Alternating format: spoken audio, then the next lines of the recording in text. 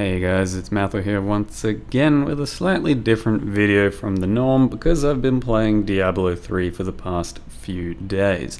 So I just wanted to make a quick video talking about Diablo 3, where it's at, what basically is happening in it these days, and why you might be able to play it for a few days. So first of all, as you can see, the cinematics are still, from like 10 years ago, hold up tremendously.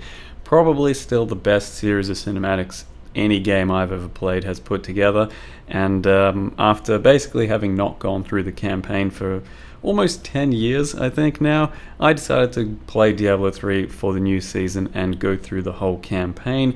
Slowly, surely, and eventually we got through it with stream. Took about 13 hours to play the campaign from start to finish, and it took me from level 1 to level 70. So if you've never done it before, then just buying the game and playing through the campaign still holds up pretty well, and it still is fairly fun. After that, the game basically begins in what is the current endgame system, and that is just farming a few rifts, which are sort of like maps, but think of it more like a delve system in which there's just infinite scaling, and you just keep tackling the new highest, hardest one, and then test yourself against the next one, and the next one, and things get tougher and tougher with more life and more damage. And that's all there is to it. That's basically the entire end game. This sort of rift here is just as high, one of the more basic ones that is just purely for farming, so it only goes up to Torment 16. Torment 16, it just drops a bunch of stuff, you kill stuff, it gives you some experience, some loot, etc. But then you dive into the greater rifts, and they go all the way up to currently 150, which is what the integer scaling numerical system allows. So I think it can't go any higher at the moment, because Diablo has become, or Diablo 3 has become, kind of its own thing altogether, just an absolute monster of its own of number scaling. And it is essentially a look at a game where there is almost never any nerfs, and every season, every patch, it's here, have some more, and some more, and some more, and this is the result. So that's why nerfs are sometimes healthy, and that's why Path of Exile needs to occasionally bring things back or balance skills more with a certain baseline, as opposed to saying, why can't every skill just be as good as the current best skill, and why can't get more items and all that. This is basically the result. So you go from dealing a few hundred damage to a few thousand damage to millions very quickly. Then you put on a couple of pieces of gear, a full set, and you're starting to deal billions. Then you start fine-tuning your character, you're dealing trillions, and then a few more pieces of scaling and a few more boss encounters and some shit, and you're dealing trillions and quadrillions, and the bosses have quadrillions of health, and it just gets a little ridiculous. Now, it's still pretty satisfying to play. There are still a few days of content and action in current Diablo 3 that take it for what it's worth. It's not going to be a Path of Exile, and it's probably not going to be just about like any other ARPG right now. Like I said, it is its own beast, its own monster. There's a few sets per class, per character that you can try out, which there's not really much room for creativity. Basically, you have a few sets per class that say, hey, this is going to be the best skill for you. It deals 20,000, 50,000, 60,000% more damage, whatever it is. And you put on those pieces. There's a couple of other pieces of gear for that skill typically that just tell you this is going to be insane and you should use it here. So then you just have a couple of choices here or there, and basically you're playing the build. And there's usually like pretty much just one or two standout builds and skills for every class and every character, and you play those and you take it as high as you can go, and then you kind of get bored and you stop.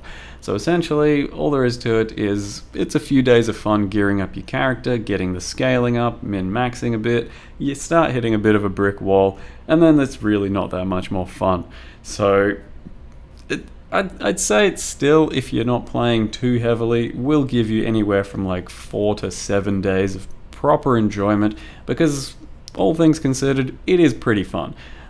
doing this scaling and this gearing, and then just getting your little pieces of dopamine hit in the form of loot and progressing ever so slightly. It's once it stops progressing and you're starting to hit a wall, that's when it really just stops being fun, because there's nothing else left to do except for chip away slowly, and it's not that satisfying anymore. And like I said, that usually takes about a week. So in theory, you can also level up just about every other character. It's very quick to do so, and then try out their sets and all that, and that will, yeah, that'll increase the longevity of your playthrough by a bit longer. It doesn't take too much longer to do that, because once you're established, it's pretty simple to just re-establish another character. It's all about the min-max that might take a bit longer, and there's really not much point to that unless you're trying to push the leaderboards, because basically the end game of the game ends up being about going to your greater rift keystone and then just trying to do bigger and better rifts, and level 108 is what I've gotten to so far, having played a few days. And if you just open the leaderboards for any of your characters, any of your classes, you can see what the top people are doing, their top tier, and you can even inspect their specific character, see what build they're playing, and then maybe you want to try and copy that or get some inspiration. Currently, the thing I picked was Crusader. It's pretty much the weakest class this season, supposedly, and you can do, other things that just shit on the game a little bit harder, but it doesn't really matter. You're only competing against yourself, and what difference does it make if you're clearing 120 or 130 when it's all kind of the same thing anyway? So it will give you about a week of enjoyment if you want it to. And the problem is there's not much reason to come back. So it's the first time I've played in a few years now, 3 or 4 years or some shit. And last time I played, there was billions of damage. Now there's trillions and quadrillions. And having done this playthrough after a few years, it was pretty fun.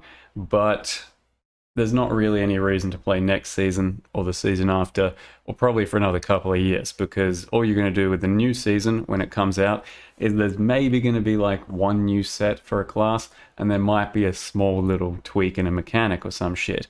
So you just log in, you'll blast through for 3 days, and you'll get back up to where you were on the previous season, and it's about it. So there's not enough change, there's not enough endgame system, there's not enough to really bring you back reliably. So I'd say Diablo 3 in its current state is good for like a once a year sort of playthrough, and it will be pretty fun for what it is.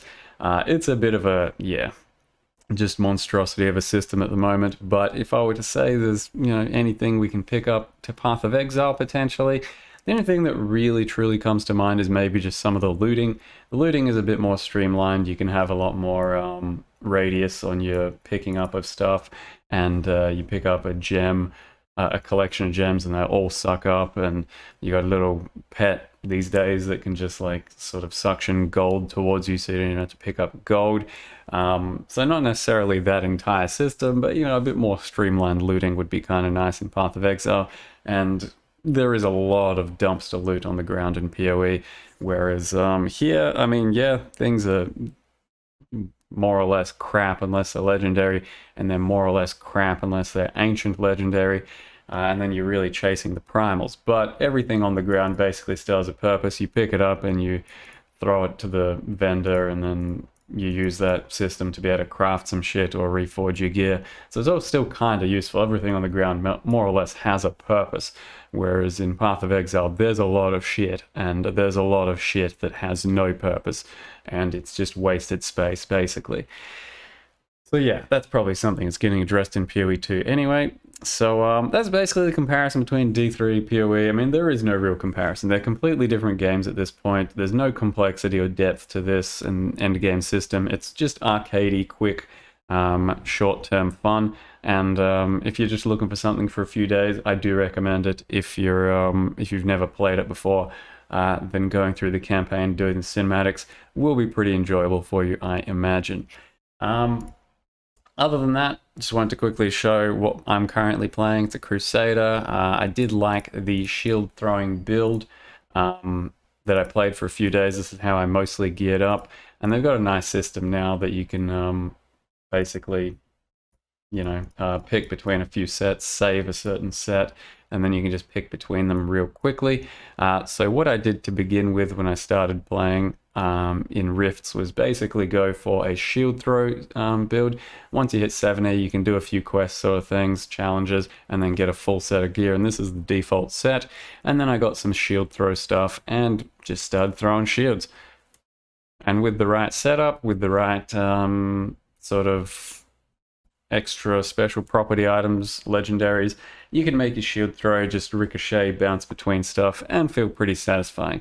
This type of a build, though, has a hard cap at much lower than most other builds. It just doesn't deal trillions of damage, and it's mostly for the lower tier stuff, but it is pretty fun either way. So you get one of these, you get one of these. I'm not really going to go too heavily over it, just show you the core items. You get one of these, and that's basically the 3 core items you need, and then using the cooldown specific set for your big button. The other kind of problem I'd say in the game is, yeah, there's a lot of cooldowns and skills and things that make a character more powerful, more tough, and the game largely revolves around just removing those cooldowns so that they're up 100% of the time, and it's all a bit of a meme, I think. So that's the build, basically, just the shield throw. Use a few gems. Currently we've got Pain Enhancer and Gogok and Bane of the Stricken, and they're all just there to enhance your clear or your single target DPS, that sort of thing. You try and go for some all-res, some strength, use a few certain skills, and there's not really too much else to say. It kind of builds itself.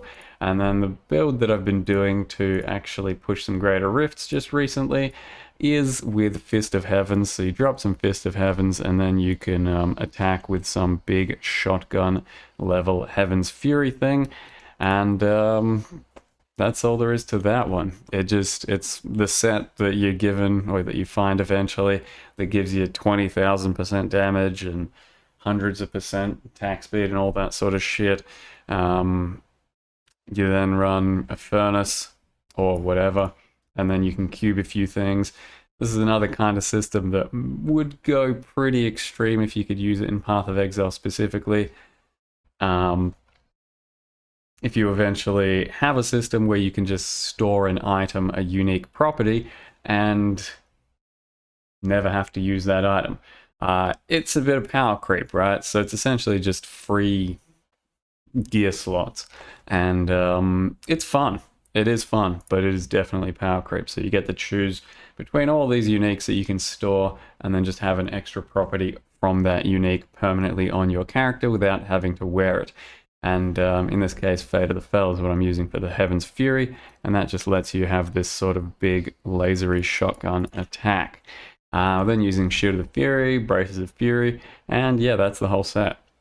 So I don't really want to take up too much more of your time with Diablo 3 stuff. But yeah, hope you guys enjoyed this little foray into D3. Like I said, once every few years. I probably have no reason to play it again for another few years. And PoE is absolutely my bread and butter, and PoE has kind of ruined other ARPGs for me, because I just feel as though, why not make another character in Path of Exile? It's still just the most fun, deep, complex, engaging game from its genre at the moment. That said, might take part in the D2 ladder next week. We'll see how we go. Might happen, but not that keen at the moment. I'll look into some things and see if it's worth it. Hope you guys enjoyed the video. Thank you very much for watching, and see you next time.